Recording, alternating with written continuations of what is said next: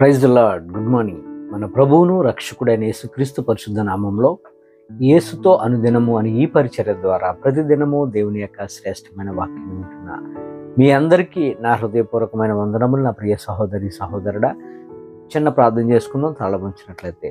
మహాగరుడ పరిశుద్ధుడైన మా తండ్రి, ప్రేమగల దేవ, ఈరోజు నీ వాక్యాన్ని మేము ధ్యానించుచుండగా నీవే మాతో మాట్లాడి మమ్మల్ని అందరినీ బలపరచమని సర్వోన్నతుడైన యేసే పుణ్యనామంలో ప్రార్థించి వేడుకొంచున్నాం మా యెహోవా తండ్రి. ఆమేన్. ఈరోజు దేవుడు మనతో మాట్లాడుచున్న మాట యోహాను సువార్త 17వ అధ్యాయము 23వ వచనంలో దేవుడు ఈ వాక్యం ద్వారా మనతో మాట్లాడుచున్నారు. ఈ అధ్యాయం అంతా కూడా యేసుప్రభువు వారు చేసిన ప్రార్థన. ఎవరి కొరకు ప్రార్థన చేస్తున్నారంటే తండ్రిని వేడుకుంటున్నాడు. ఎవరి కొరకు అంటే మన కొరకు తండ్రిని వేడుకుంటున్నాడు. మన కొరకు ప్రభుని రిక్వెస్ట్ చేసుకుంటున్నాడు. యెహోవా తండ్రిని రిక్వెస్ట్ చేస్తున్నాడు. మన కొరకు విజ్ఞాపన ప్రార్థన చేస్తున్నాడు. ఈ యొక్క అధ్యాయం అంతా కూడా అందులో 23వ వచనం మనం ధ్యానిస్తే అందులో ఈ వాక్యం ఎట్లా ఉంది: వారి యందు నేనును నా యందు నీవును ఉండుట వలన వారు సంపూర్ణులుగా చేయబడి ఏకంగా ఉన్నందున నీవు నన్ను పంపితువనియు లోకము తెలుసుకున్నట్లు నాకు అనుగ్రహించిన ఈ మహిమను వారికి ఇచ్చితిని అని ప్రభువు తండ్రితో మాట్లాడుచున్నారు. ఇక్కడ వారి అంటే మన కొరకు, మన గురించి ప్రభువుతో మాట్లాడుచున్నాడు. యెహోవా తండ్రితో యేసయ్య మాట్లాడుతున్నారు. నీవు అంటే యెహోవా తండ్రి. యెహోవా తండ్రితో విజ్ఞాపన చేస్తున్నాడు.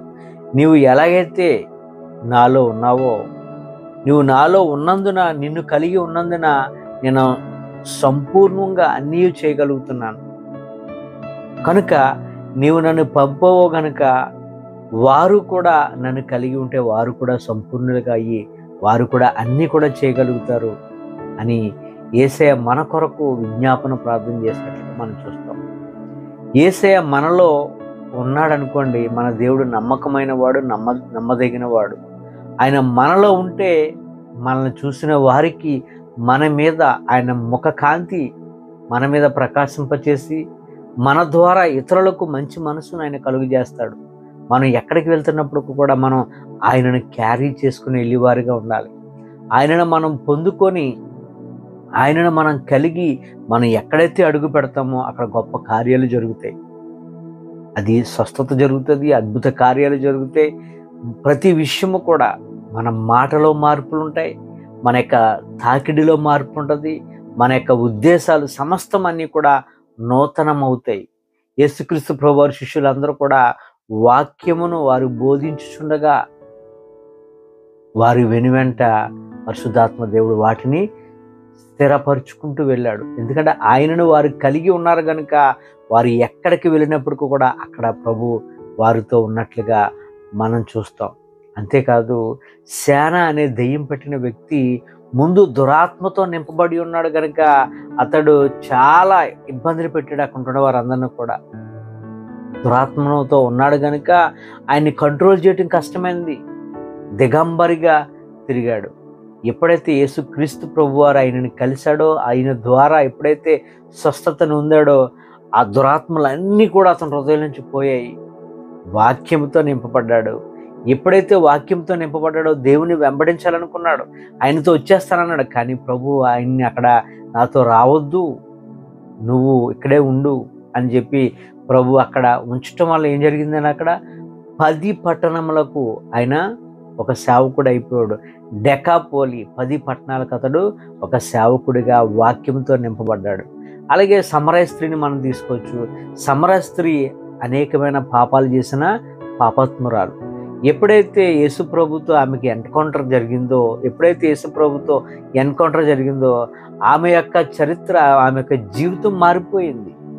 ముందు ఆమె హృదయం అంతా కూడా వ్యర్థతతో నింపబడి ఉంది. ఎప్పుడైతే ప్రభు వాక్యంతో పట్టబడ్డదో మరి ఆ సమరయ ప్రాంతం అంతటిని కూడా రక్షించగలిగింది సమరయ స్త్రీ.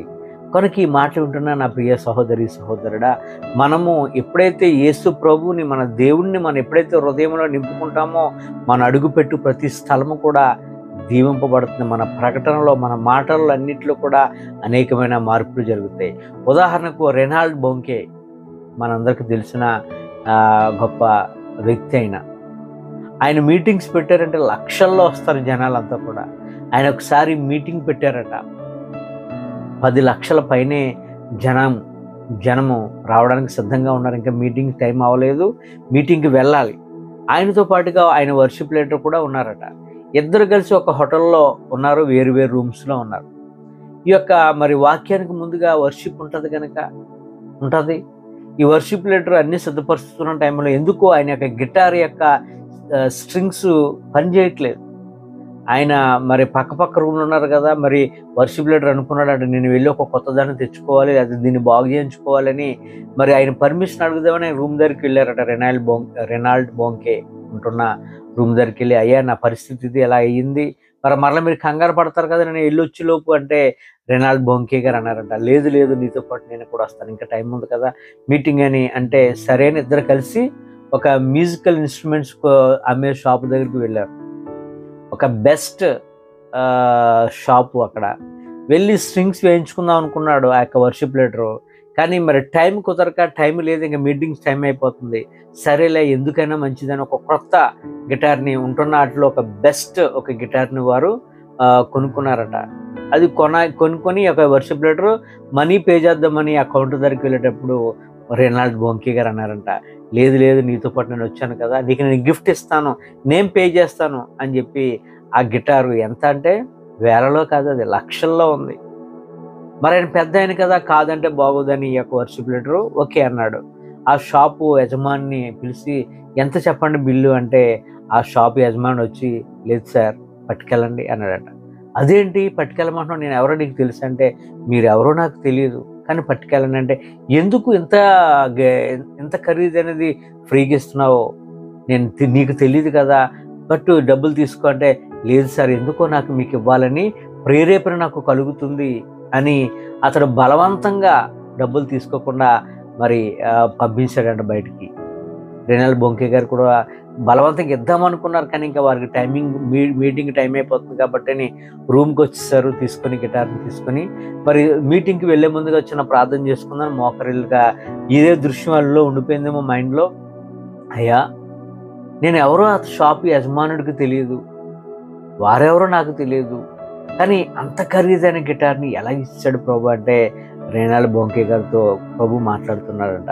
రెనాల్డ్ బోంకే, నువ్వు ఎవరిని కలిగి ఉన్నావు, నన్ను కలిగి ఉన్నావు, నీలో నన్ను పెట్టుకొని ఉన్నావు, అక్కడికి వెళ్ళావు, మరి అంతగా నువ్వు నన్ను కలిగి ఉంటే నేను అప్పుడప్పుడు మరి నీ నుంచి తొంగు చూడనా, నేను ఎప్పుడైతే తొంగు చూసానో అతని యొక్క హృదయము, ఆ షాపు యజమాని యొక్క హృదయము మార్చబడ్డది, నీ ఎడల ప్రేమ కలిగింది, నీ ఎడల గౌరవం కలిగింది, నీ ఎడల ఘనత కలిగింది అతనికి, అందుకని అతనికి ఇచ్చాడు అంటే రెనాల్డ్ బోంకే గారు చాలా ప్రభుకి స్తుతులు చెల్లించాడంట, చాలా కృతజ్ఞతలు చెల్లించాడంట.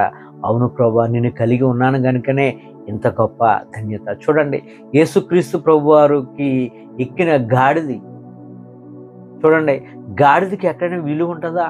ఉండదు. కానీ యేసు ప్రభు ఎక్కాడు కనుక నా గాడిదకి ఎలా కలిగింది? ఆ యొక్క వెల్కము రెడ్ కార్పెట్ వెల్కమ్ లాగా మరి ఎంతో ఘనతగా తీసుకెళ్ళినట్లుగా చూస్తాం. ఆ యొక్క యెరూషలేము వీధుల్లో మటలాదివారం రోజున దానికి ఘనత ఏంటి, ఎలా వచ్చిందంటే యేసు ప్రభు వారు ఆ గాడిద మీద ఉన్నందున ఆ గాడిదకు ఘనత, లేదంటే గాడిదకు ఎక్కడ కూడా ఘనత లేదు. కనుక ఈ మాటలు ఉంటున్న నా ప్రియ సహోదరి సహోదరుడా, మనం ఎప్పుడైతే క్రీస్తును మనం కలిగి ఉంటామో, యేసయ్యను మన హృదయంలో ఎప్పుడైతే పెట్టుకుంటామో, మనం ఎక్కడికి వెళ్ళినప్పుడు కూడా గౌరవ ఘనతలు మన వెనకాల వస్తూనే ఉంటాయి. కనుక ఈ మాటలు ఉంటున్న నా ప్రియ సహోదరి సహోదరుడా, నీ హృదయంలో ఏముంది? నీ హృదయంలో ఉంటున్న మలినాన్ని తొలగించి యేసయ్యతో నింపబడు. యేసయ్యని నడిపిస్తాడు, నీకు కావాల్సిన మార్గాలను ఆయన అనుగ్రహిస్తాడు. ఈ కొద్ది మాటలు దేవుడు మన అందరి జీవితంలో నెరవేర్చి ఫలింపచేయును గాక. ఆమేన్. God bless you.